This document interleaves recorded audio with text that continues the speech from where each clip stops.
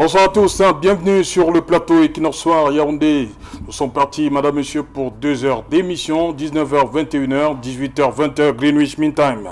Après le maire Djombe de Djombe Penja et le préfet du Mungo qui s'enroule dans la Pozolane à propos de la gestion d'une carrière en juin 2020, suivi en août de la même année par Tamaino Ndamjoya, maire de Fumban, et le préfet du Noun, qui n'arrivent pas à s'accorder sur la création d'une police municipale. C'est au tour de Jean-Jacques Lengue Malapa, maire de la commune d'arrondissement de Douala 1er et le préfet du Vouri, de s'étriper par voie de communiqué sur la fermeture ou non des écoles maternelles communales du 1er arrondissement de Douala. Tous ces clichés montrent à suffire la difficile cohabitation, voire la nature houleuse des rapports entre l'élu local et le représentant de l'État dans la commune.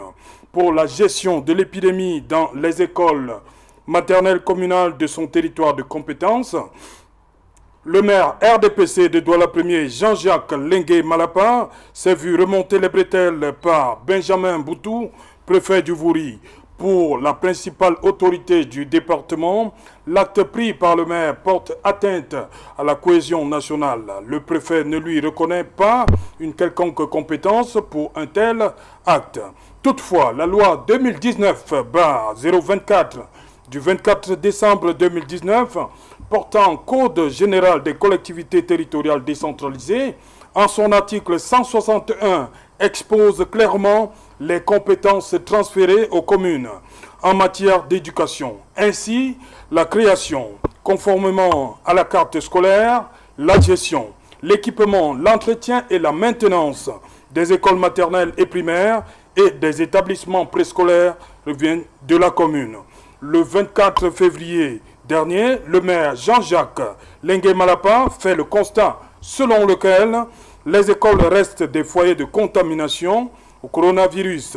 Il décide il y a quelques jours, il y a 2 jours plus exactement, s'agissant des 7 écoles maternelles communales du département du 1er arrondissement de Douala.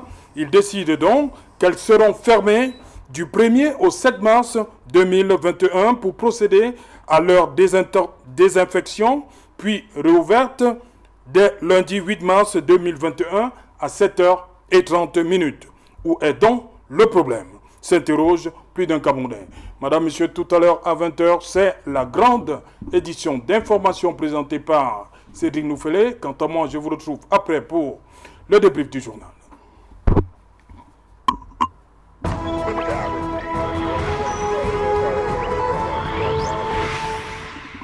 Décentralisation, une implémentation à problème. Pour en parler, nous avons invité en plateau ce soir Amanta. Bonsoir Armand. Bonsoir Serge Alortou. Bonsoir aux autres panélistes de la soirée. Bonsoir aux millions de téléspectateurs de Equinox Télévision. Et merci de m'avoir invité une énième fois au débat sur Equinox Soir. Voilà. Bonsoir Arsène Batogo. Bonsoir Serge Alain, bonsoir à tous les millions de téléspectateurs de Equinox ce soir. Le bonsoir, je ne sais pas si ce sera un bon soir, mais plutôt des salutations les plus fraternelles à nos camarades et nos amis politiques qui sont encore en prison aujourd'hui, pour des raisons dont on ignore véritablement. Je pense au professeur Alain Foguet, je pense également à Bibou Nissak Olivier, et aux 100 autres 53 prisonniers politiques répartis à Douala, Yaoundé et dans les autres prisons, des salutations les plus fraternelles dans la lutte pour la véritable démocratie et un état de droit au Cameroun. J'ai saisi donc cette tribune pour leur adresser ces salutations et également brosser cette autre information relative à ce qui sera convenu d'appeler l'appel du 1er mars, l'appel lancé par le président Maurice Kamto, à toutes les forces vives du Cameroun pour une véritable concertation, en l'effet d'apporter une proposition, une contribution efficace à ce qu'on appellera la réforme, pas seulement du code électoral qui est la loi, mais de tout le processus électoral. Le système. Donc, le système, le processus dans sa globalité. Okay. L'appel a été donc lancé et nous pensons que les organisations de la société civile, les partis politiques, les autres acteurs, la diaspora se mobiliseront pour pouvoir apporter cette contribution, puisque la réforme du système ne revient pas à une seule entité, tel qu'on l'a lu dans les journaux et les autres tribunes médiatiques que l'ECAM. Ce n'est pas l'ECAM seul, ce n'est même pas l'ECAM qui a engagé ce processus. Ok, merci. À côté de vous, Barthélemy Komtienté, bonsoir. Bonsoir Serge Alain Autou, bonsoir aux copanélistes, bonsoir à tous les téléspectateurs de Equinox Soir. Merci pour votre invitation. Barthélemy Komtienté, vous êtes spécialiste des questions de décentralisation. Le prétexte de cette émission, ce programme ce soir, c'est ce qui s'est passé entre le préfet du Vouri et le maire de la commune d'arrondissement de Douala-Premier, Jean-Jacques Lengue Malapa. L'article 161 est clair, je sais que vous avez ce texte-là en tête. Qu'est-ce qu'on reproche au maire Lengue Malapa? Alors que les 7 écoles, il faut le dire comme ça, les 7 écoles maternelles sont le patrimoine de la communauté d'arrondissement, la commune d'arrondissement de Douala-Premier. Et le but, désinfecter, on parle de montée, on parle de deuxième vague de coronavirus, il y a eu des cas là-bas. Le maire décide donc de fermer momentanément cette structure, école maternelle, pour 7 jours, je crois. Il fixe la date, le 8, l'école va reprendre. Qu'est-ce qu'on reproche au maire Jean-Jacques Lengue Malapa? Vous voyez, Serge Alain, il s'agit d'un tiraillement, je vais dire, entre le préfet, d'un côté, qui est représentant de l'État, en même temps la tutelle sur les communes, et le maire, qui est l'élu du peuple et qui est l'exécutif de sa commune. Alors, quand vous voyez bien, c'est que ces deux acteurs, chacun essaie de tirer de la quintessence des textes de son côté. Parce que si le préfet évoque l'article 39, si j'ai bonne mémoire, il veut s'appuyer sur le respect des lois et règlements. Alors, moi je pense qu'en tant qu'élu local, le maire a voulu tout simplement, dans le cadre des mesures de police municipale qui relèvent de sa compétence, il a voulu simplement prendre des mesures préventives par rapport à une épidémie qui est le Covid-19 qui fait des ravages. Alors le maire a voulu prendre des mesures préventives et moi je dirais d'abord que le maire, en tant qu'élu, il a pris de bonne foi. Maintenant, le préfet, dans l'interprétation des textes, estime que le maire a violé la loi. Pourtant, le maire, dans les textes aussi, a ses attributions en matière de gestion des écoles, de création même. Création, conformément à la carte scolaire, gestion, équipement, entretien. Je crois que le maire est dans l'entretien, Jean-Jacques Lengue Malapa est ici dans l'entretien. Le maire est dans ses compétences. Hein. Ça, on ne peut pas dire que ses attributions, il est hors de ses attributions. Mais maintenant, je ne sais pas s'il faut jeter la pierre à l'un ou l'autre. Parce que ce que nous devons retenir, c'est que la décentralisation, la finalité de l'action publique, c'est le bien-être des populations. Le maire estime qu'il y a une épidémie. Surtout qu'il y a des cas là-bas. Il y a des cas. Dans les 7 écoles. Alors, il se dit, avant qu'on ne m'interpelle, je prends mes responsabilités en matière préventive. Maintenant, le préfet veut lui imposer la rigueur de la loi. Et le préfet veut simplement, par son acte, faire comprendre au maire qu'il est dans l'illégalité. Mais est-ce qu'on peut parler de l'illégalité dans ce cas? Surtout que dans l'arrêté du préfet, il rapporte la décision du maire. Or, la loi prévoit que s'il y a illégalité, le préfet prend un arrêté de nullité de l'acte. Il revient au maire lui-même qui a pris l'acte de le rapporter. Donc, je voudrais dire que c'est tout simplement désolant qu'on ait toutefois des ping-pong entre les deux acteurs de la décentralisation. D'autant plus... Comme tu étais, vous évoquez l'article 39, de l'autre côté, on évoque l'article 161. Est-ce que ça ne revient pas? C'est le texte lui-même qui fait problème. Évidemment. Comme vous dites, le préfet s'appuie sur le 39. Le maire Jean-Jean Lengue Malapa, lui, s'appuie sur le 161. Évidemment. Comment on gère ça? Vous savez, l'un des principes du Code général des collectivités, c'est la libre administration des collectivités. Oui. Et cette libre administration est encadrée par la loi, certes. Mais il n'en demeure pas moins que le maire doit se référer au préfet à chaque fois avant de prendre un acte. Le problème simplement vient du fait que les deux acteurs montrent là qu'ils ne se concertent pas dans l'exercice de leurs fonctions. Parce que le maire et les préfets ne doivent pas être des antagonistes. Ce serait regrettable ce spectacle qu'on montre aux yeux de la population et des citoyens. Les populations n'ont pas besoin de ça. On a besoin tout simplement que chacun agisse dans son couloir. Et le maire a pris un acte dans le cadre de la prévention. Oui. Et même si le préfet voulait interpeller le maire, il y a une façon de le faire. Oui. Même dans le cadre de l'appui conseil, il aurait pu appeler le maire pour dire que bon voilà, et si le maire est convaincu, il rapporte son acte. Oui. Mais le fait d'autorité, comme si c'était l'exercice d'un pouvoir hiérarchique, c'est là où il y a un problème. Et à chaque fois, on verra que cette loi, à beaucoup de niveaux, on place encore les actes du maire sous le contrôle du préfet, malgré la libre administration des collectivités proclamée par la loi. Donc, dans cet élan, il y aura toujours des conflits de compétences. Et ce ne sera pas pour le bien des populations. Voilà, justement, pour vous, Hassan Batsougo, on va dire ce énième couac. Je vous ai parlé de Fumban, j'ai parlé de Djombe Pendia. Voilà maintenant que le Vouri rentre en scène. Pour vous, c'est quoi? La décentralisation a un problème véritable au Cameroun à se mettre en place? Alors, on se pose la question, on s'interroge sur ce système dont l'objectif global a été vanté que c'est le système qui convient au Cameroun, qui va permettre au Cameroun de sortir de la pauvreté, de devenir un État moderne émergent. On a également vanté ce système, que c'est lui qui va régler la crise anglophone, notamment avec la création du statut spécial.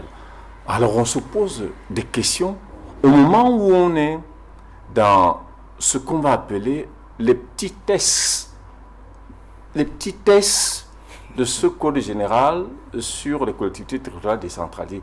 C'est des petits tests de rien du tout, puisque ici, les compétences dans leur globalité, les 11 qui ont été affectées, ne sont même pas encore, les collectivités ne se sont pas encore appropriées véritablement.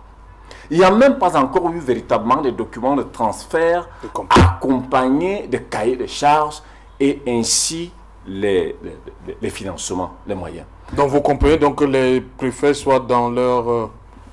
Vous comprenez l'action des préfets? Pas du tout. Il y a un problème parce que vous dites qu'il n'y a pas encore... La loi a déjà été promulguée. Voilà. Au moment où la loi devait être a été promulguée, c'était au même moment qu'on devait aussi rendre disponible au public ou publier tous les outils, tous les documents qui devaient... Et comme les documents ne sont donc pas encore là, ma question est celle-ci. Vous comprenez donc l'attitude de certains préfets vis-à-vis des maires? Le problème n'y est pas à ce niveau. Oui. Le problème, c'est l'urgence et la nécessité qu'impose le besoin de santé publique. Nous sommes en situation de pandémie. Donc vous comprenez le maire Jean-Jacques Lengue-Malapa? Dans une certaine mesure, c'est un élu local. Oui. Oui. Surtout qu'il y a eu des cas. Il y a eu des cas dans les 7 écoles maternelles communales. Il faut le préciser. En effet. Le patrimoine de Douala Premier. Si nous étions dans un état de droit, l'état de droit qui consacre donc le choix des représentants, parce que la collectivité territoriale, c'est une espèce de gouvernement local. On ne peut pas dire qu'une collectivité territoriale exerce de manière souveraine, vous avez utilisé une expression technique là, ses compétences, et on dit en même temps que le préfet exerce la tutelle sous les communes et le gouverneur sous les régions. En sorte donc, c'est cette espèce de gendarme, on met un gendarme, on met un policier derrière les gens à qui on n'a pas confiance. Derrière les gens qui n'ont pas qualité, qui n'ont pas compétence, parce qu'à tout moment, ils peuvent déraper. Alors, on se pose donc la question, si depuis 1996, on a testé la décentralisation à partir de 2010, on a vu autant de dysfonctionnements, autant de dérèglements, autant de dérapages. Aujourd'hui, 11 ans encore, 10 ans encore, on nous fait comprendre que c'est ce système-là qui est en mesure de sortir le Cameroun de la pauvreté. Voyez donc, pour un élément comme celui-là, nous ne pouvons pas nous limiter seulement à cet incident qui s'est produit à Douala. Vous avez évoqué le cas d'Ndombe Pendia, vous avez également évoqué le cas de Fumban. Il me souvient qu'en octobre de l'année dernière, il y a eu un Conseil national de la décentralisation. Il y a eu un certain nombre de prescriptions. Où en est-on avec ces prescriptions du Premier ministre à ces ministères qui sont concernés par cette affaire de décentralisation? Où en est-on avec cela? C'était sous 8 ans, ou c'était jusqu'au 20 octobre, et il fallait donc jusqu'au 31 octobre rendre un certain nombre de choses fluides, parce que au-delà même des collectivités, des communes, les régions qui sont mises en place aujourd'hui, parfois on se pose la question, est-ce qu'elles savent exactement ça à quoi s'en tenir? Est-ce qu'elles savent exactement quelles sont leurs compétences? Est-ce qu'elles sont en mesure aujourd'hui de dire, voici les moyens que l'État nous alloue? La même chose, et on peut parler de la commune, parce que dans le budget de l'État, on parlait de 15%. Mais dans les 15%, la péréquation, comment est-ce que ça va être réparti? Les calculs ne sont même pas encore faits jusqu'à ce jour. Et on est en mars 2021. Il y a des urgences sanitaires comme celles liées à la pandémie. Il y a d'autres urgences qui vont interpeller les collectivités territoriales décentralisées à ce que celles-ci puissent agir et intervenir, parce que en tant que des gouvernements locaux, ils doivent prendre des mesures parce qu'ils ont battu campagne, ils ont fait des promesses, ils ont pris des engagements vis-à-vis des populations. Mais aujourd'hui, on se rend compte que il y a le gendarme, la puissance du décret, la puissance du pouvoir prévaut sur le droit, sur ce qu'on appellerait la démocratie en balbutiement, en bribe au Cameroun. Et on se pose la question, est-ce que la décentralisation, c'est peut-être j'aurai encore le temps de développer davantage, est-ce que la décentralisation aujourd'hui est réellement le mode de gouvernance qu'il faut au Cameroun pour régler les problèmes auxquels font face les Camerounais, tels que les problèmes de santé? Merci. Problème de santé en Manta, le maire Jean-Jacques Légué Malapa a agi dans l'urgence, une urgence liée à la pandémie Covid-19, urgence sanitaire. Pourquoi trouver, pour comprendre cette sortie du préfet? Serge Alain, ce que je peux dire concernant ces cas, il est bien vrai que je voulais expliquer d'une manière globale. J'avais commencé à annoncer tout ce qui se passe aujourd'hui, bien avant. Vous avez vu ça venir? Oui, j'ai vu tout cela arriver. Et je disais, et je le dis encore aujourd'hui, il est important. Ce qui se pose, il y a plusieurs facteurs. Il y a par exemple un facteur d'ignorance. Il y a l'ignorance, il y a la confusion des textes même. C'est pour cela qu'il faut par exemple, cela concerne à la fois les exécutifs au niveau de la décentralisation, municipaux, communaux, au niveau, ça va concerner même au niveau des régions aussi. Cela concerne également les autorités administratives. Voilà pourquoi ils doivent s'entourer, par exemple au niveau des mairies, ils doivent s'entourer des experts en décentralisation. Il y a des consultants et autres. Au niveau des autorités administratives, même de ces exécutifs municipaux-là, il faut également qu'il y ait des renforcements de capacités, c'est-à-dire des séminaires. Il doit y avoir des séminaires pour les former, parce que tout cela, on ne va pas s'arrêter rien qu'au niveau des compétences. Bien après, on va se retrouver à un niveau où, vous savez qu'il y aura des rapports d'activité bien après. Il y a des maires qui ne peuvent pas, même pas des maires, des mairies, parce que c'est une équipe qui ne peut pas vous produire un plan de développement communal. Il y a donc tous ces aspects-là. Vous allez, à part les deux que j'ai eu à citer, que je mets dans le même substrat, il y a un deuxième également. Vous allez observer un mépris vis-à-vis des magistrats municipaux. C'est-à-dire, par exemple, dans le cas de Fumban que vous avez soulevé ici, il y a également un autre point qui est très très important que vous avez constaté. Par exemple, ce qui se passe à Douala.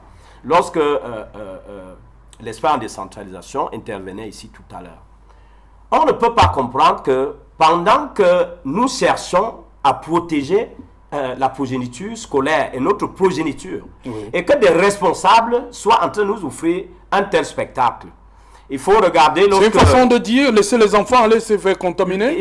Il faut regarder ces correspondances, Serge Alain. Parce qu'il faut évoquer, à part même les correspondants du préfet, ce qui est certainement sûr, il a eu à remonter déjà les bretelles au maire lors de la première correspondance. Le préfet avait-il besoin de revenir avec une deuxième, lors de la deuxième correspondance du maire, parce que le maire a produit 2 correspondances. Il y a eu une première correspondance du 24 février. Avait-il besoin de produire une autre correspondance? Et il faut remarquer, hier, le 2, on a eu une correspondance du délégué régional qui est dans toute la région du littoral, qui revient avec une correspondance, on appelle ça en relation administrative, avec deux visas administratifs. Il vise uniquement les correspondances du maire Lengue, avec des ampliations. Tous ceux-là font des ampliations. Généralement, vous allez constater, quand vous voyez des correspondances au Cameroun, quand vous voyez qu'il y a trop d'ampliations, c'est le dernier aspect que je voulais évoquer, c'est-à-dire le one-man show. C'est-à-dire les Camerounais n'ont pas besoin de ça. On n'avait même pas besoin de voir toutes ces correspondances. Cela pouvait se faire. Un bon administrateur, un bon agent public même, c'est celui qui travaille dans la discrétion. Et l'efficacité de l'administration la plus efficiente, elle se fait dans la confidentialité et dans la discrétion. Donc, on n'avait pas besoin de tous ces spectacles. Cela pouvait se régler de manière même verbale, parce que ce qui est sûr, il y a eu un rétro-pédalage, je peux appeler un rétro-pédalage de la part du maire. Mais le maire a eu... Le maire, la première correspondance, il disait que c'était jusqu'à nouvel ordre. Effectivement. Mais lors de la deuxième correspondance, il fixe du 1er au 7. On pouvait donc s'en tenir à cette deuxième correspondance du maire et en rester là. Mais le préfet, lui, il a fait une sortie avec des ampliations pour montrer, parce que l'autre problème qu'il faut évoquer, à part l'ignorance, à part la confusion des textes, à part un mépris de certains responsables, il y a également au niveau une volonté de perpétuation et de repris de l'État central, l'hypercentralité de l'État, ce que les autres ont souvent appelé l'État jacobin. Oui. Et c'est ce qui n'est pas bien. C'est-à-dire les autorités administratives doivent comprendre quelque chose. C'est-à-dire nous sommes en République, c'est un conseil. Les gens ont beaucoup de suspicions face à la décentralisation, vis-à-vis de ces autorités administratives. Parce que vous avez vu, après d'autres... Mais c'est la loi qui leur confère ça. La loi leur confère. L'expert Barthélémy a relevé l'article 39. Effectivement. Mais je voulais relever un cas. Les gens ont eu des suspicions. Parce que les gens disent après... Parce que les gens voient, lorsqu'ils partent en retraite, parfois... ils deviennent, il y a beaucoup qui sont devenus des conseillers régionaux. Et les gens se disent donc qu'il y a un concubinage. Il y a même des spécialistes qui ont utilisé ces expressions. Donc, ils devraient donc plutôt comprendre, comme nous tous, que ce n'est pas après 59 ans. Parce que lorsqu'Arsène parlait de 2010, il y a même eu une impulsion qui est donnée en 2004.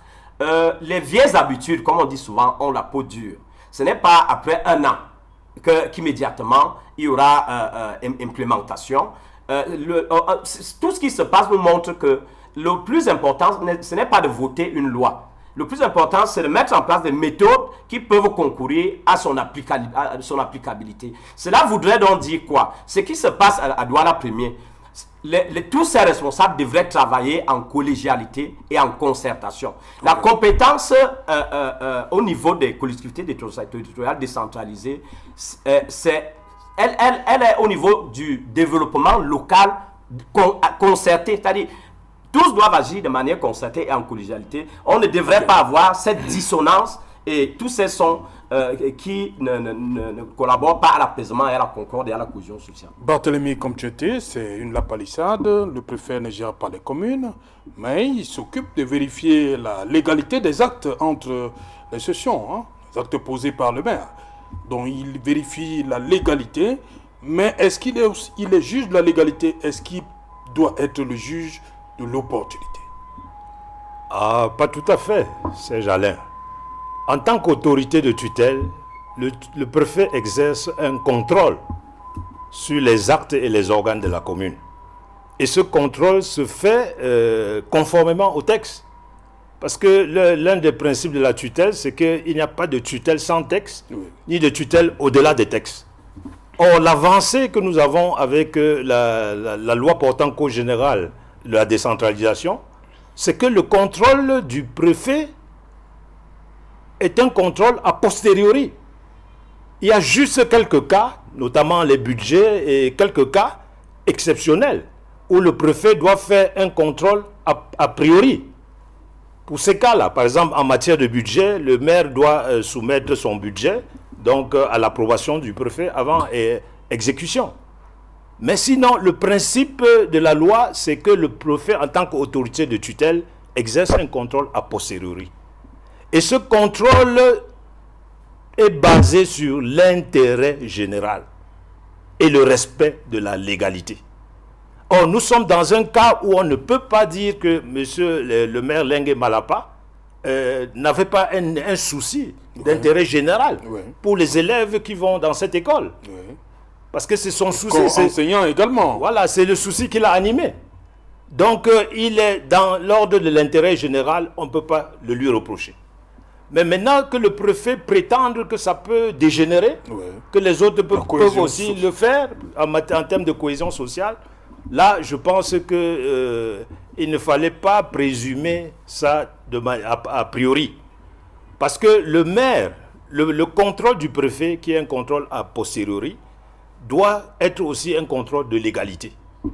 Et le préfet annule un acte quand il est manifestement illégal.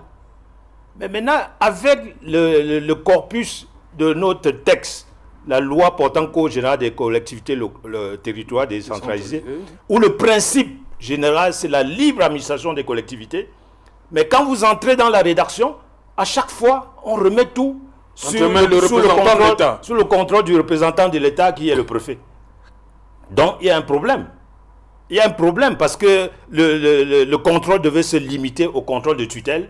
Et dans ce cas, ce n'est pas tous les articles de la loi, les actes que le maire pose, qui doivent être soumis au contrôle du préfet.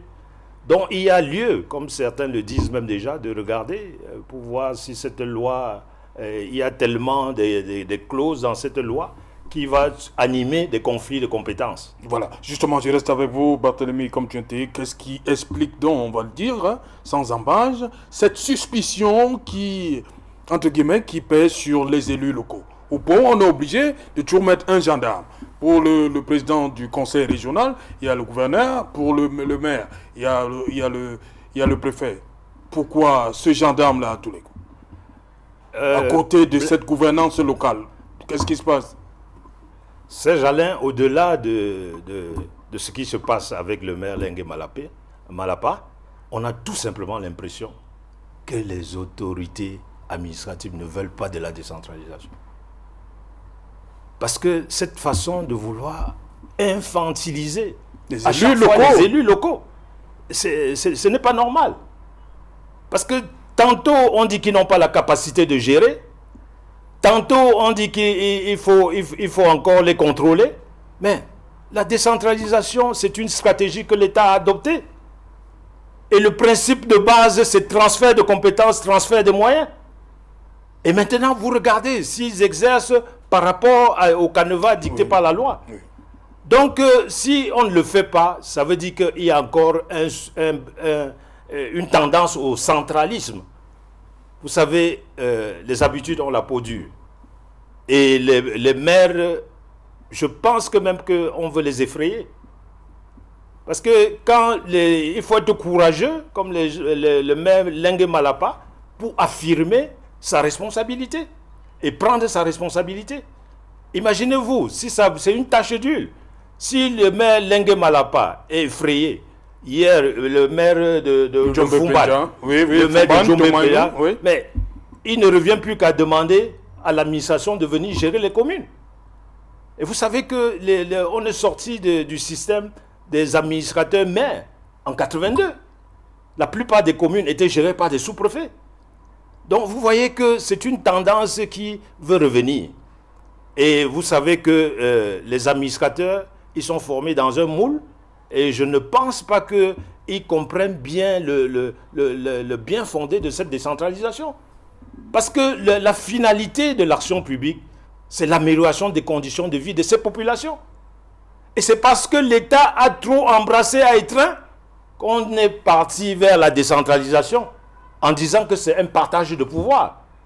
Et cette décentralisation, ce n'est pas les élus qui arrachent cette décentralisation, c'est l'État qui décide de transférer une partie de ses compétences aux collectivités locales.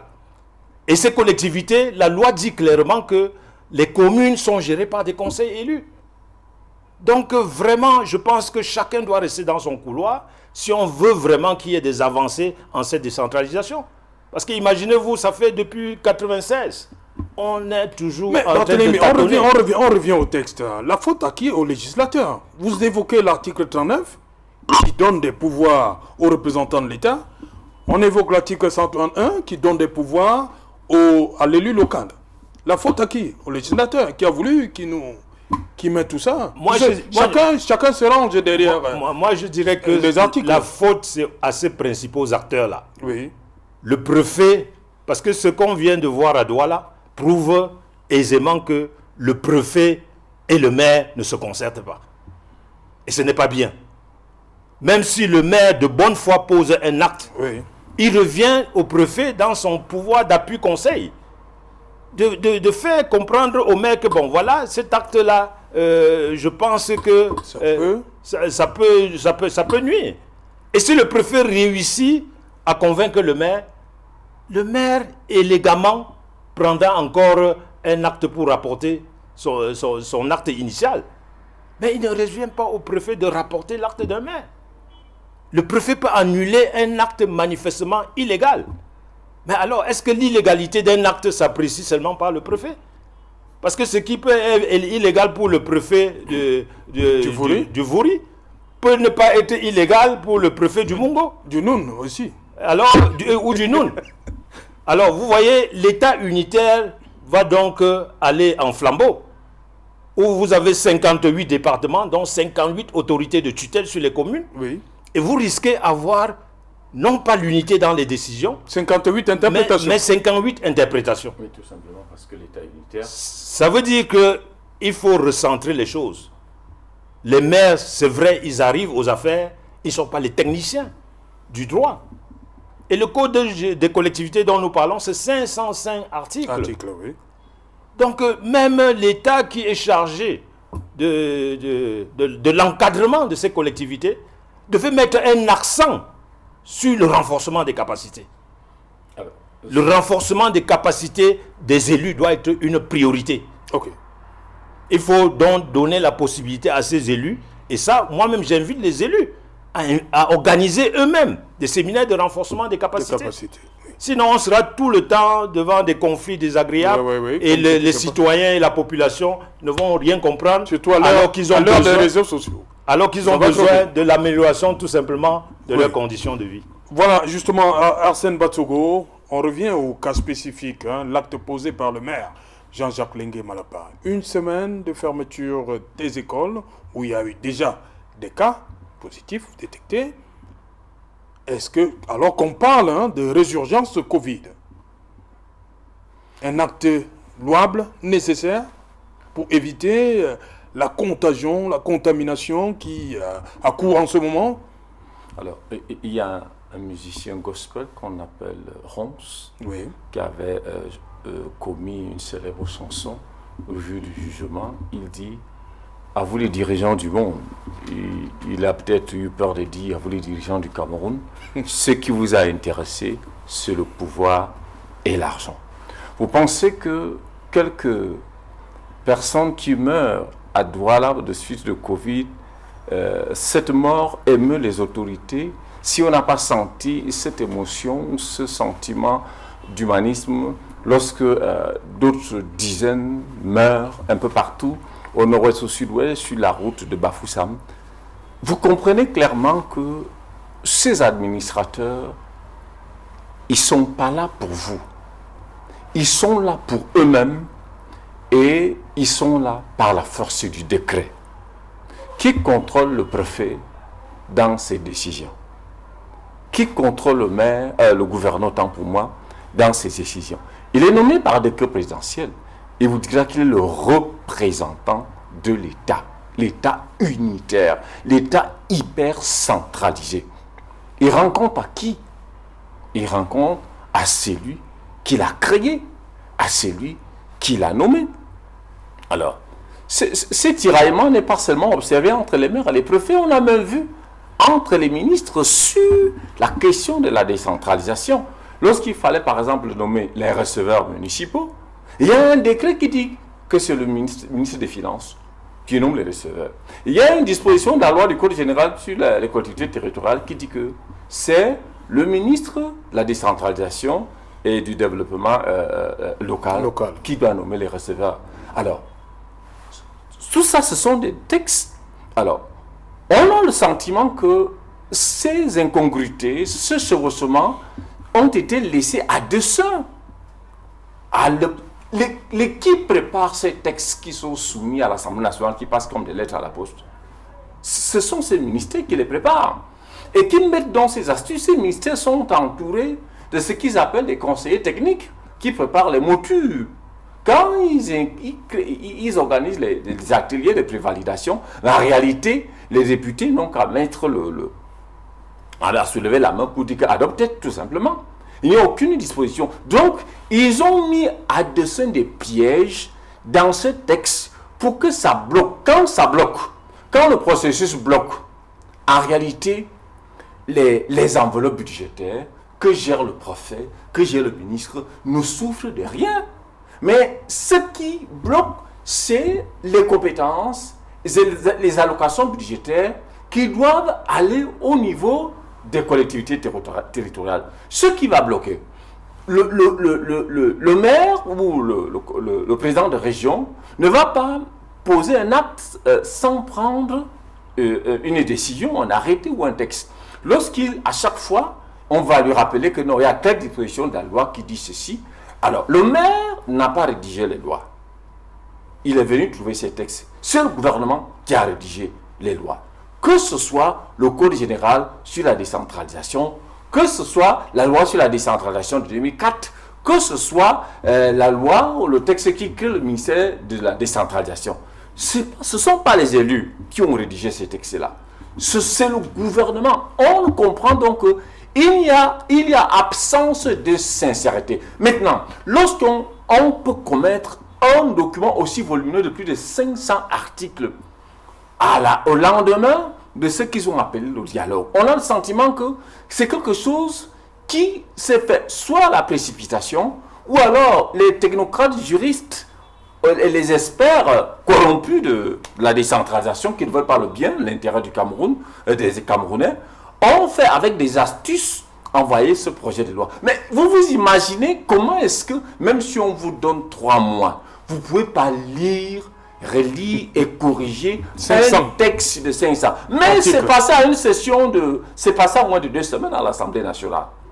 On a tout simplement le sentiment que on avait ce besoin d'amener. On pouvait amener ça sur la table du président de l'Assemblée nationale. Et ici, on dit seulement adopter, on envoie la présidente de la République. C'est pourquoi que le mouvement pour la résistance du Cameroun, le MRC, estime et pense que il n'y a aucune sincérité, aucune volonté politique de transférer les compétences et les moyens. Cette question, ce processus de décentralisation qu'on chante depuis 26 ans, qu'on va accélérer, on ne sait pas à quelle vitesse, peut-être à 15 km/h ou à 5 km/h, n'est pas en mesure de régler les problèmes auxquels fait face au Cameroun. Okay. Il est nécessaire, et on réitère cela au niveau du MRC, il est nécessaire que le Cameroun repense la forme de l'État qui convient et qui est à mesure de répondre. Parce que le Cameroun va être un imbroglio, un ensemble de procès, de contre-procès, de conflits d'interprétation de loi dans les différents départements, les collectivités territoriales et les régions. Voilà, Amanta, vous êtes du Rassemblement démocratique du peuple camerounais. Comment cette situation est vécue en interne? Ce qu'il faut dire, d'abord, Serge-Alain, je refuse de croire, comme mon ami Arsène, j'ai en train de... Il y a des brebis galeuses partout. J'ai dit ici, il y a une volonté de perpétuation de l'hyper-centralité de l'État, l'État central fort, puissant, bien avant lui. Et de certains, cela ne veut pas dire que ce sont toutes les autorités administratives. J'ai également évoqué qu'il y a la confusion et l'ignorance. Je tombe d'accord avec l'espoir de décentralisation. C'est pour ça que j'ai parlé des séminaires, du renforcement des capacités. Maintenant, au niveau du parti, le RDPC, comme tout autre parti, comprend lorsque un de ses élus, les élus, vous savez, les maires bénéficient de ce qu'on appelle les mandats impératifs. Lorsque celui-là, il est remonté par l'autorité administrative, on le vit comme cela s'est passé avec d'autres maires. Bien avant, on nous disait que ce sont, on fait certaines analyses, parce que ce sont les maires de l'opposition. Voilà donc un exemple. Voilà également un maire RDPC. Voilà. Tout ce qu'il faut dire, ce qui concerne le cas spécifique de Douala Premier, Serge Alain, c'est que des responsables et des autorités ont agi de manière hâtive, de non concertée et sans... ils devraient se prévaloir de leur titre, de leur prérogative. Et en matière de décentralisation, comme on l'a évoqué ici, chacun devrait savoir où ses prérogatives commencent et où, par exemple, celle de l'autre s'arrête. Cela est très, très important. Et il y a quelque chose, je vais chuter par là. Le maire, par exemple, Lengue, lui, il a fait. Lorsque vous voyez les sorties, que ce soit du délégué régional, le délégué régional se focalise uniquement sur Douala Premier. Il ne se focalise pas sur toutes les écoles de la région du littoral. C'est-à-dire qu'il devrait plutôt bénéficier du signal fort qui est donné par le maire Lengue Manapa. Parce que vous avez parlé de gestion ici tout à l'heure. Lorsqu'on parle de gestion, ça veut dire suivi, contrôle. C'est ce que ça veut dire. Cela devrait l'amener à se soucier de toutes les autres écoles de la région du littoral. Cela devrait également amener, par exemple, les délégués départementaux du littoral puisque ce problème, par exemple, pouvait être géré même avec l'inspecteur d'arrondissement, avec le sous-préfet et le maire Lengue Malapa, sans que cela devienne une affaire républicaine. Mais aujourd'hui, qu'en est-il des élèves de notre progéniture qui fréquentent les autres écoles maternelles et de l'éducation de base de toute la région du littoral, ou bien rien que du département du Vouri? Alors c'est cette question qu'il faut poser à ces autorités qui se sont lancées dans un one-man show. L'administration, lorsqu'on enseigne l'administration, même la rédaction administrative, même la gouvernance, on ne le fait pas avec des états d'âme.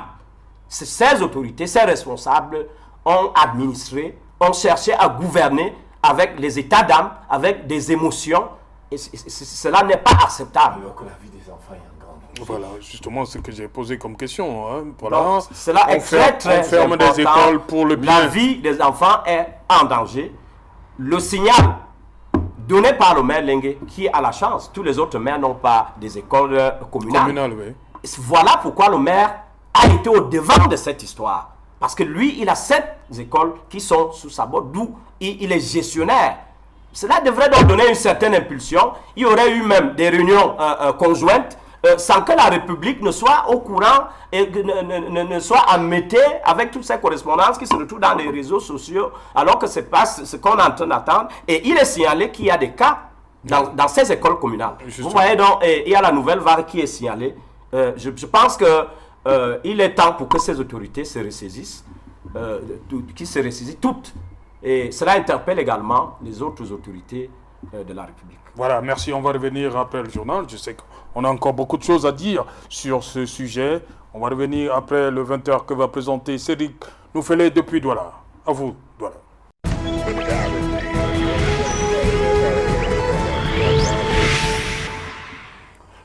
Retour sur le plateau Equinox, deuxième partie, c'est le débrief du journal, madame, monsieur, toujours en compagnie de Arsène Mbatogo. Il est là également Barthélemy Komtiente et Amanta. Barthélemy Komtiente, vous avez suivi dans le journal de Cédric Noufélé, recrudescence de Covid-19, ces chiffres-là, vous avez suivi, qui nous viennent de l'Ouest Cameroun. Ouais. Il y a d'abord, on dit, dans 2 terminales C du lycée classique de Bafoussam, 10 cas, l'établissement reste ouvert, vous allez nous dire si c'est normal, contrairement à ce qui se passe sur d'autres cieux. Lorsqu'on a 10 cas dans un établissement, qu'est-ce qu'on doit faire? Serge Alain, avec la déclaration du délégué régional de la santé de l'Ouest. Il a parlé de 2200 cas. Hein. 2200 cas, ça commence à être... Pour l'Ouest seulement. Beaucoup et inquiétant. Parce que cette résurgence de la Covid est plus cruelle même que la première vague. Oui. Donc, si l'on s'en tient à ça, si ce n'est que le cas de l'Ouest, vous allez voir que par rapport au sujet qu'on avait au débat tout à l'heure, vous allez voir que le maire Lengue Malapa a pris tout simplement ses responsabilités dans l'intérêt général de ses enfants et de ses enseignants. Donc il n'a pas voulu attendre que l'ordre vienne de quelque part en tant qu'élu. Et il a pris des mesures préventives. Désinfecter l'école. 1 semaine. Alors est-ce qu'il aurait fallu attendre qu'il y ait autant de morts, qu'il y ait des morts pour qu'ils réagissent? Je crois que ces mesures courageuses d'un élu local doivent être appréciées à sa juste dimension. Et ça ne mérite pas que l'autorité de tutelle ou le représentant de l'État qui est le préfet le rappelle à l'ordre de cette manière. On n'avait pas besoin que ce soit dans la presse alors que le fait est là, le mal est réel. Quand ça commence à Douala, maintenant à Bafoussam, vous voyez un peu la gravité. Ça veut dire que ça va aller comme une tache d'huile et on risque d'arriver d'ici peu à des mesures plus draconiennes. Et que fait le maire de Bafoussam, premier je suppose, où se trouve le lycée classique de Bafoussam? Alors, il ne peut pas faire comme... Je vous ai dit que ce qui s'est passé à Douala, comme partout ailleurs, dans les autres communes, Foumban, on a l'impression que l'autorité administrative veut intimider les élus. Alors, quand les plus courageux prennent leurs responsabilités, s'ils sont intimidés, les autres ne feront rien. Ils auront peur. Et quand les maires élus ont peur de prendre une initiative, ce n'est pas bon. Moi, je pense que même si une initiative doit être contrôlée, quand même, ce sont des élus locaux, comme vous avez dit. Oui, oui, ce sont Ils ont peur de qui? La population qui les a placés là, ou bien l'autorité qui bénéficie du décret? Mais vous savez, le pouvoir, la puissance publique, le pouvoir de l'État est toujours plus fort. Parce que vous savez, le préfet est le représentant de l'État. Il est le représentant personnel de tous les ministres. Il est le représentant du chef de l'État. Donc vous voyez qu'un maire élu devant un préfet peut être facilement intimidé. Mais ce n'est pas ça l'esprit de la décentralisation. Nos lois ne demandent pas aux représentants de l'État d'intimider les maires, mais de les accompagner. De les accompagner pour que l'intérêt général soit respecté. De les accompagner pour que la légalité républicaine soit respectée. Mais dans le cas du Covid-19 qui fait tant de ravages, pourquoi voulez-vous qu'on attende que tout le monde, qu'il y ait plus de morts pour agir? Moi, je pense que si la mesure prise par le maire de Malapa, désinfecter pendant 1 semaine, était la solution à ce problème, je crois qu'il faut plutôt l'étendre à toutes les écoles. Fermer les écoles en 1 semaine pour désinfecter. Où est le mal? Si ça peut sauver la vie à nos enfants et aux enseignants. Donc je souhaite simplement que pour la conduite de cette décentralisation, que ces principaux acteurs apprennent à se concerter. On n'a pas besoin de ce spectacle à travers les réseaux publics ou à travers les médias. Okay. Donc, voilà. En matière des établissements, les chiffres ne font que tomber là. À l'ouest, on s'achemine vers quoi, selon vous? La fermeture une nouvelle fois des établissements? Vous avez suivi les chiffres qui nous viennent de l'ouest? J'ai suivi les chiffres. 2200 cas selon le délégué régional. Sans décès. Oui, j'ai suivi les chiffres. Je dois avouer que ça commence à faire peur. Et il est clair qu'il faut faire quelque chose. Il faut faire quelque chose. Quelque chose ici, c'est quoi? Il faut réactiver les 13 mesures? Les 13 mesures, il faut d'abord reconnaître que ces mesures ont été abandonnées. aujourd'hui par à la fois les populations, au niveau également des administrations, que ce soit public ou privé. Cela doit être reconnu. Vous allez parcourir, que ce soit les administrations publiques, privées, toutes ces structures, vous allez voir les bonbonnes où il y avait de l'eau. Actuellement, même de l'eau, il n'y en a plus. Pourquoi il n'y a plus d'eau dans les bonbonnes? Il n'y en a plus. Même des savons, il n'y en a plus. Il y a un budget pour ça? Il y a des budgets, effectivement. Même pourquoi il n'y a pas de l'eau dans les bonbonnes? Mais c'est tout simplement que les Camerounais se sont comportés à un moment donné comme si la Covid était finie. Vous avez vu, lorsque on a assoupli ces mesures, les gens dansaient. Il y a des Camerounais qui ont dit que la Covid n'existe pas. Moi, j'ai été confronté à ça il y a cela une semaine. On n'a jamais levé la mesure qui interdisait les rassemblements. On n'a pas levé les mesures. Personnes. Je veux par exemple... On a vu des concerts géants il y a quelques semaines. Je voulais vous rappeler qu'il y a des concerts. Il y a des mariages qui se font normalement, comme de coutume. Il y a des décès, il y a des veillées, oui. Il y a des enterrements. Il y a des enfants qui vont à l'école sans masque. Cela est connu. Les transports routiers, prenons le cas des taxis. Il est rare de trouver un taxi qui ne porte pas 5 personnes. Donc, il faut comprendre, la surcharge est vécue. Et les forces, par exemple, de maintien de l'ordre sont là. Il faut donc que tout le monde reprenne, se réapproprie ces mesures. Premièrement, et qui doit donner le ton? C'est l'État, parce que c'est l'État qui administre. Il faut déjà qu'au niveau des administrations, que nous réapproprions ces 13 mesures, qu'on reprenne avec la distanciation. Il y a même la majorité des administrations distribuaient des masques. Les méthodes de travail avaient même été revues à un moment donné. Que les forces de maintien de l'ordre reprennent également avec leur travail, que moi j'ai félicité à un moment donné. Et à un moment donné, cela a été respecté. Il n'y avait pas de surcharge.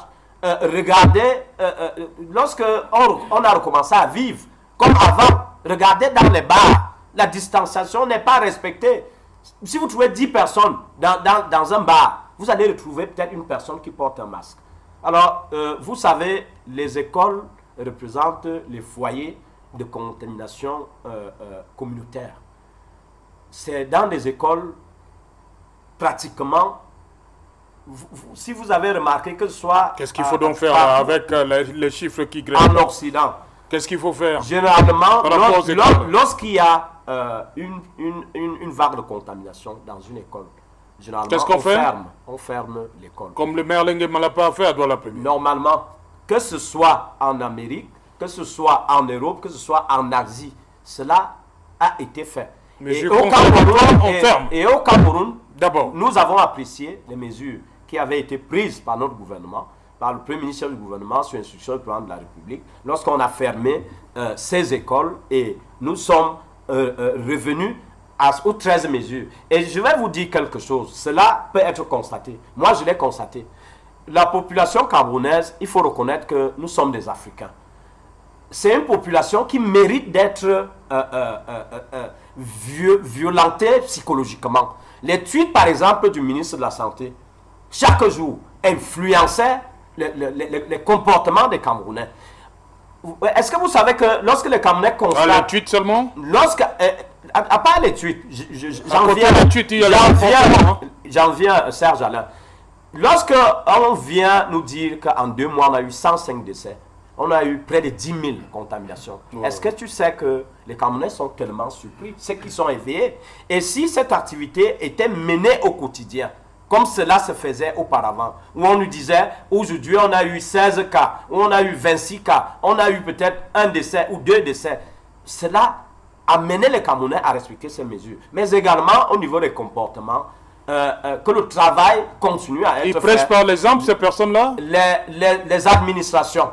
Lorsque j'en parlais ici, j'ai évoqué toutes les administrations, même dans le privé. Je me suis rendu dans une administration privée où on mettait de l'eau de javel lorsque vous arrivez. Mais quand je suis arrivé, non seulement il n'y a plus du gel hydro à la place où on se procurait, et il y avait des petits récipients où on pouvait se désinfecter avec les pieds et les chaussures.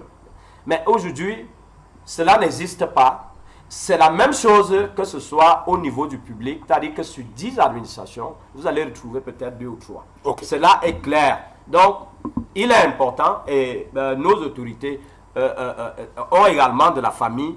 Tout le monde peut le constater. Même lorsque vous êtes dans une Prado, même vous êtes dans une Mercedes, vous voyez bien combien de personnes il y a dans un taxi. Ok, merci.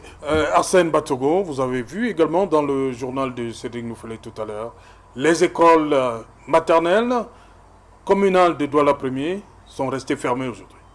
Quelle interprétation vous faites? Effectivement, elles sont restées fermées.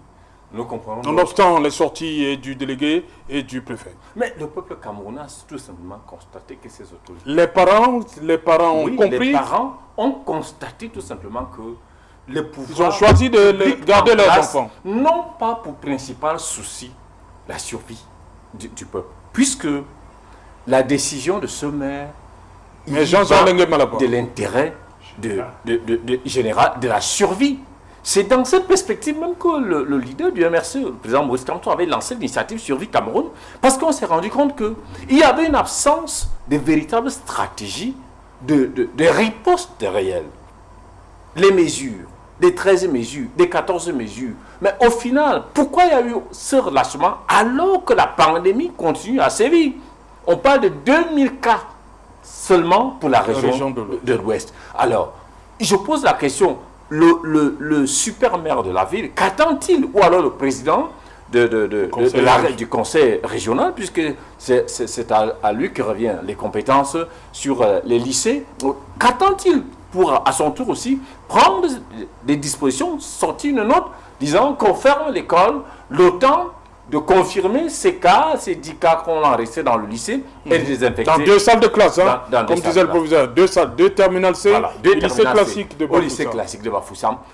Qu'attend-il donc de prendre aussi une décision demandant de fermer provisoirement le lycée pour désinfecter et également ces élèves qui ont été testés positifs, qu'on les mette en quarantaine et qu'on teste également tous les élèves des terminales et du lycée. Voilà donc où on attend les autorités. Là où on attend le pouvoir public. Donc, eux, ils vivent certainement dans l'attentisme. C'est cet attentisme dont on reproche à ce gouvernement qui, aujourd'hui, ont le sentiment qu'il ne riposte ou réagit seulement lorsque la situation devient ingérable. Puisqu'on parlait de mort, 100 poussières de mort en 2 mois, qu'est-ce qui a été pris comme mesure? On a vu la sortie ces 2 ou 3 ministres. Il n'y a aucune mesure restrictive. On a assisté à des beaux discours, mais au fond... Non, ils ont jeté l'anathème sur la population qui est irresponsable. Mais eux-mêmes, Armand, ça vient de dire tout à l'heure, quel est l'exemple des administrations aujourd'hui? Vous arrivez dans les administrations publiques qui sont censées montrer l'exemple. On a ouvert les bars, on a les transports, il y a la surcharge. Et moi, je suis arrivé dans une salle d'une mairie de la ville de Yaoundé. On était en train de célébrer le mariage. Pendant que moi, j'étais en train de mettre mon masque, je suis allé là où on lave les mains pour me désinfecter. Il n'y avait pas d'eau, il n'y avait pas de savon. Et les gens étaient à l'intérieur de la mairie. Il n'y avait pas de masque. Et les gens s'entremoussaient, s'embrassaient. Alors on dit s'il n'y a pas de l'eau, savon, il y a le gel hydro. Mais il n'y avait ni l'un ni l'autre. Mais il y avait quand même le récipient. C'était vide. C'était vide, il n'y avait rien. Dans une mairie, l'une des mairies phares de la ville de Yaoundé, il n'y avait pas seulement donné le nom. Ouais. Alors moi, j'étais étonné. J'étais étonné que c'est une collectivité territoriale décentralisée. Alors je me suis posé la question, est-ce que si le maire avait aussi pris une note pour dire qu'il faut désormais qu'il y ait de l'eau, le préfet allait venir lui dire qu'il n'a pas qualité de demander qu'au sein de son service qu'il y ait de l'eau et du savon? Parce que actuellement, on constate donc finalement quel est l'intérêt.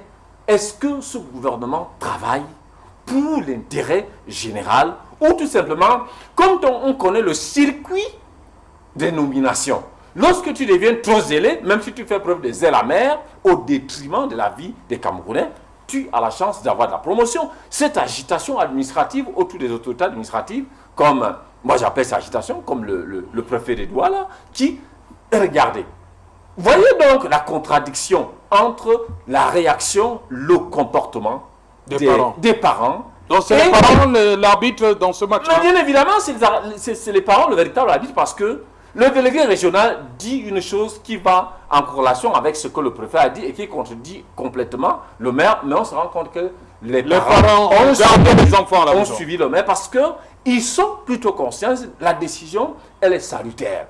Alors, une semaine, on a fait combien de mois de cours suspendus l'année dernière? N'est-ce pas, il y a eu des mécanismes pour essayer de rattraper.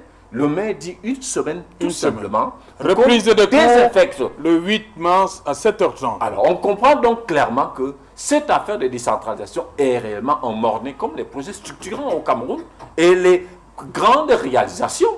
Parce qu'on annonce des choses, on pond des grands textes. Mais quand il faut les lire, il faut les interpréter, il faut les appliquer, ça bloque.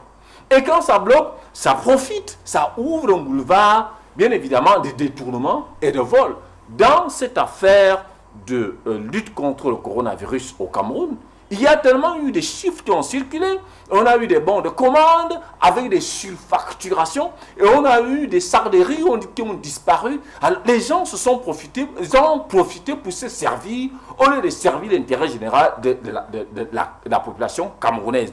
Et nous pensons donc que comme les parents ont saisi le taureau par les cornes, tous les Camerounais doivent saisir le taureau par les cornes. Et le MRC, dans son projet, dans l'initiative Survie Cameroun qu'avait lancé le président Maurice Kamto, je crois qu'elle va être réchauffée pour continuer à distribuer les masques aux Camerounais, pour continuer à distribuer du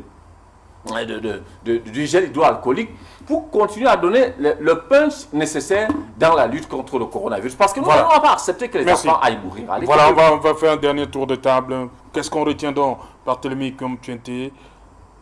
Pourquoi la décentralisation a de la peine à se mettre véritablement en place? L'implémentation est un problème. Serge Alain, qu'est-ce qu'il faut faire? Je suis de ceux qui pensent que une décentralisation bien accomplie permet d'améliorer les conditions de vie des populations.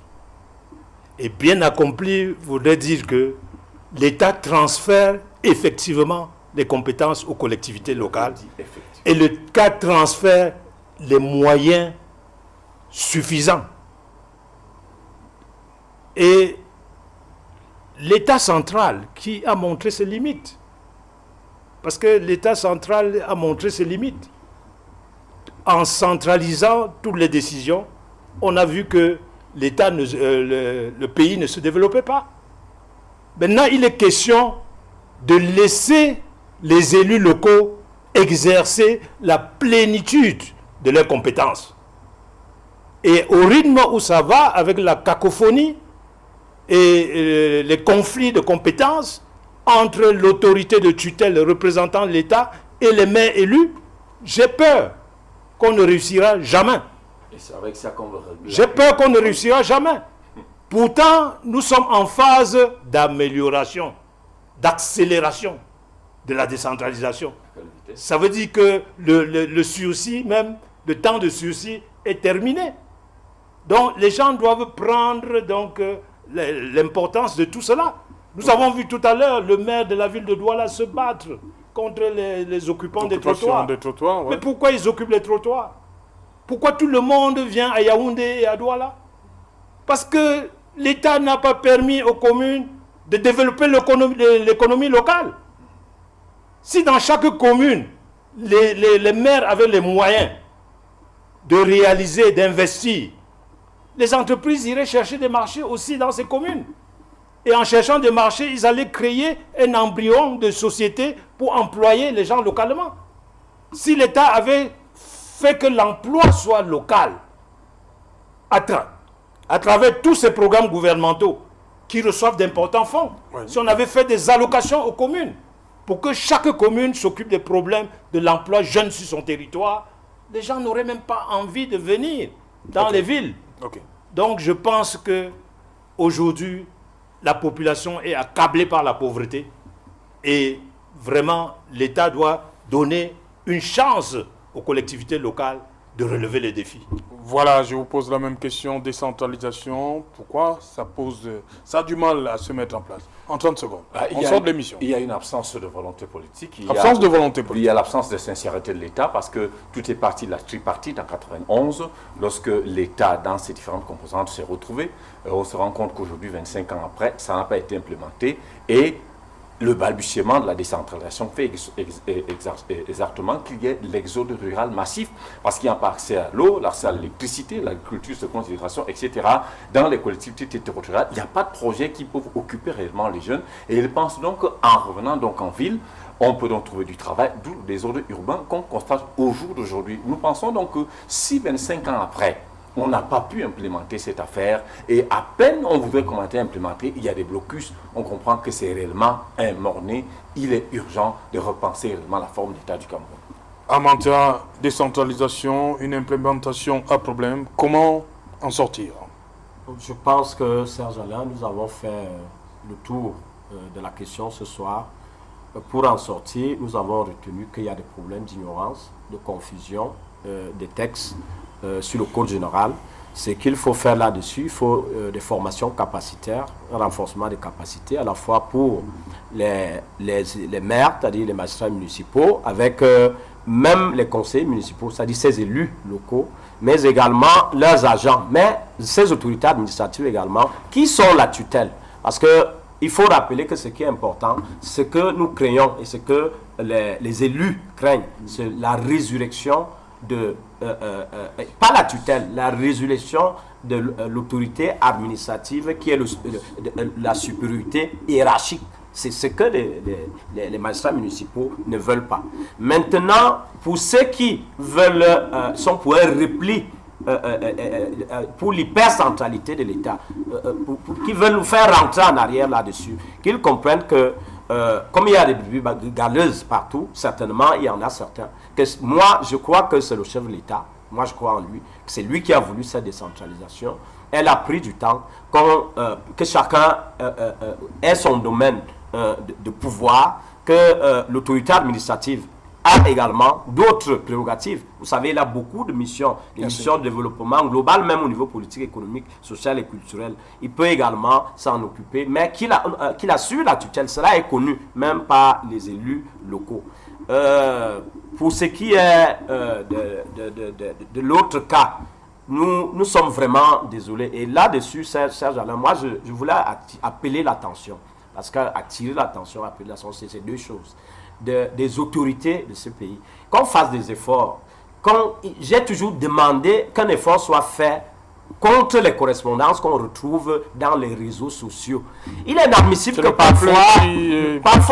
parfois ce sont des agents, mais que cela soit puni et sanctionné. Merci. Il est inadmissible que le chef de l'État veuille nommer un responsable. Parfois, une correspondance n'est pas encore signée, mais elle est déjà dans les réseaux sociaux. Merci. Donc, ce qui se passe au niveau de Douala Premier, que le travail soit fait dans la concertation, parce que ces correspondances, c'est pour ça que je l'ai évoqué, ont créé un peu de la psychose auprès des parents. Merci. Mais il est clair qu'il faut travailler dans la collégialité. Merci, cher monsieur, d'être venu. Merci à vous, Arsène Bastogo. Merci, Amanta. Merci, Barthélemy Comtienté, à Yaoundé. On a souvent eu besoin de vous à Douala. Je vous ai retrouvé à Yaoundé. Merci, Serge. Ça m'a fait plaisir. Oui, voilà. D'être avec vous. Voilà, merci à Nkolo, merci à Bogba, merci à Isenge, merci à Job. Madame, Messieurs, nous sommes arrivés au terme de cette édition. Bonsoir, Mimboman.